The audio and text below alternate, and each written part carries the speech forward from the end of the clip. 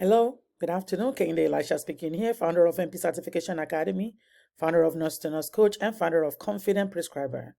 So this is the deal. We do help students to pass their board exam. After passing your board exam, we now do what? We now keep you in our experts group for continuous networking. So the world is a little bit fierce when it comes to getting a job. If you belong to a group that is more reliable, you have a better chance of thriving or surviving when it comes to your career. So today we're supposed to be going to the main differences between ANCC and AANP.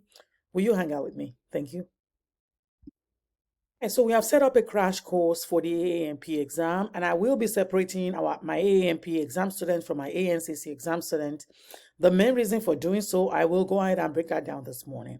All right, so now look, when we are comparing ANCC versus AANP exam, see the ladder right here behind the slide or behind my letters. So you will see that those ladders, they can be really fierce. It's tough to climb it, right? The exam is just like that. So I'm going to be doing my own sketch to kind of bring this more home, to kind of help us understand this better. So first of all, we have what? ANCC. They have always had PMHNP for so many years. They are grandfathered in. And then we have AANP.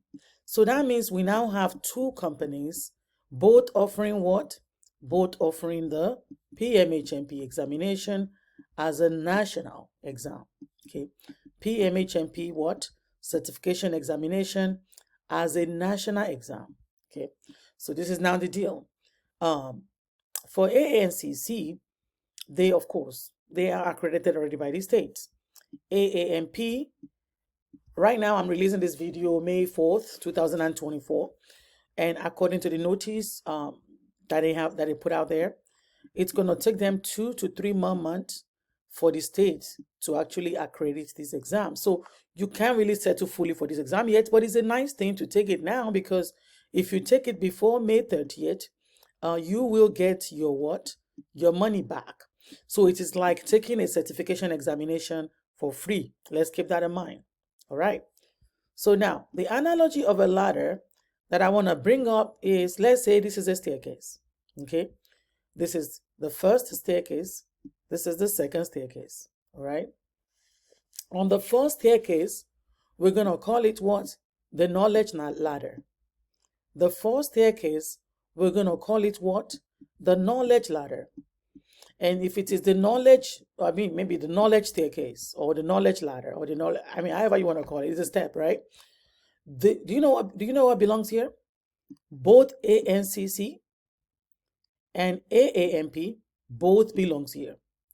ANCC and AANP both belong here. They belong to the knowledge ladder. That is your foundation. That is like before you build a house, you must build it on this solid rock, which is knowledge. If you don't have knowledge, there is nothing to build on.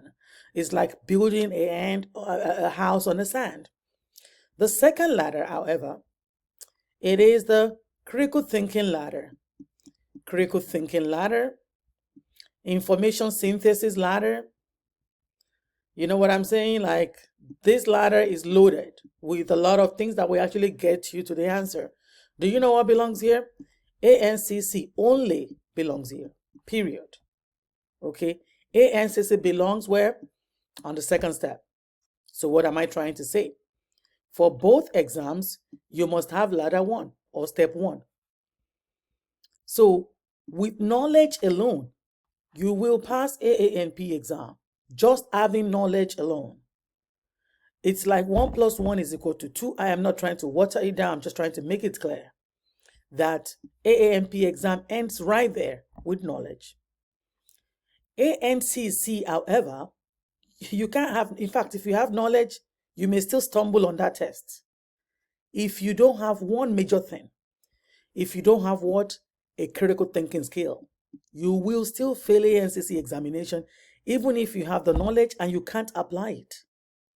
So that application comes with a good review.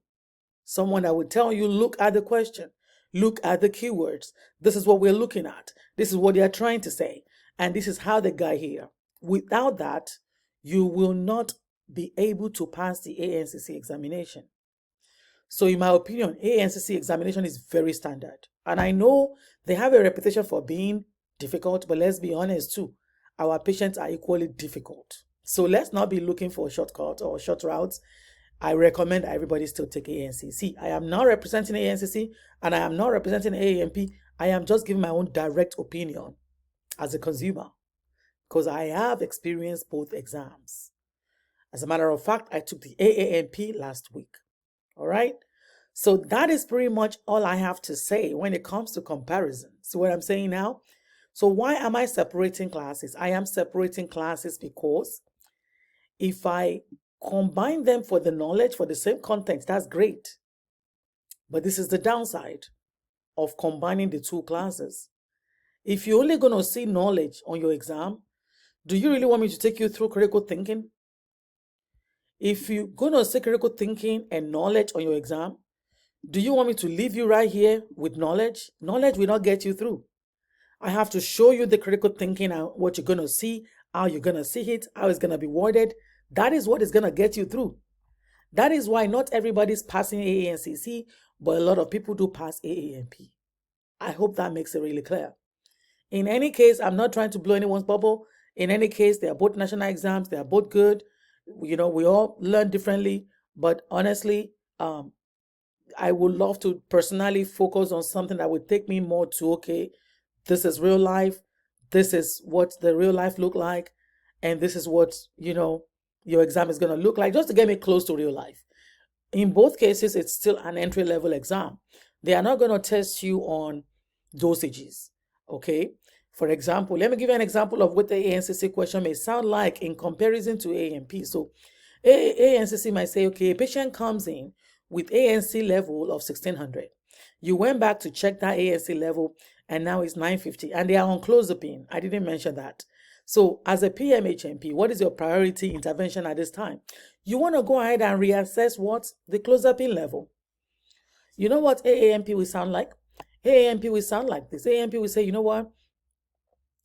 You are taking care of a patient on clozapine.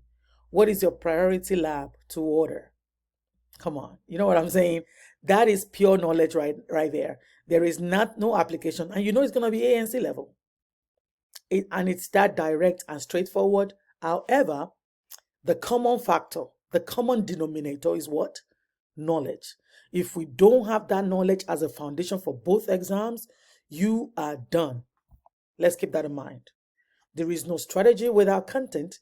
Absolutely none. There is no strategy without content. Absolutely none. So why don't you come join the circle of exam success? We have a high pass rate and we do support our students all the way. Okay. Speaking here is Dr. Kehinde ELISHA, founder of NP Certification Academy. To reach us, nurse-to-nurse-coach@gmail.com.